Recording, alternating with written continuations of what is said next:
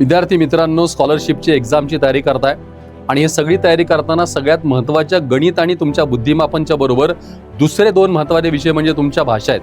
दोन्ही भाषांवर प्रभुत्व मिळवताना मुलांना बऱ्याच वेळा भाषेचं ज्ञान आणि त्या पद्धतीने त्याची डेप्थ येण्यासाठी त्याचं ग्रामर उत्तम असायला पाहिजे, त्याचं आकलन उत्तम असायला पाहिजे, त्याचं वाचन शब्दसंग्रह उत्तम असायला पाहिजे. जोपर्यंत तुम्ही ह्या सगळ्यांची डेप्थ वाढवणार नाही तोपर्यंत तुम्हाला मिनिमम वेळामध्ये प्रश्न करता येणार नाहीत. आणि तुम्हाला प्रत्येकाला माहिती आहे 75 प्रश्न आपल्याकडे आहेत आणि 90 मिनिटाच्या वेळेसाठी आहे. 75 पैकी 50 प्रश्न तुमच्या गणित किंवा बुद्धिमापनचे आणि 25 प्रश्न तुमच्या भाषेचे.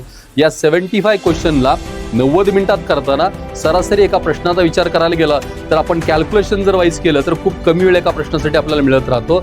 याचा अर्थ यामध्ये तुम्हाला पहिली भाषा लवकर संपवणं गरजेचं आहे. जितका भाषेवर चांगली कमांड मिळवाल तेवढा वेळ तुमचा वाचेल आणि तो वाचलेला वेळ तुम्हाला गणित किंवा तुमच्या पेपर बुद्धिमापनला बरोबर त्या टाईपमध्ये वापरता येईल.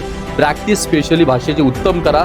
जास्तीत जास्त वाचन, जास्तीत जास्त आकलन आणि जितका डेप्थ स्टडी लँग्वेजचा करता येईल तो तुम्हाला मॅथ्स किंवा बुद्धिमापनला उपयोगी पडणार आहे, हे नक्की आहे.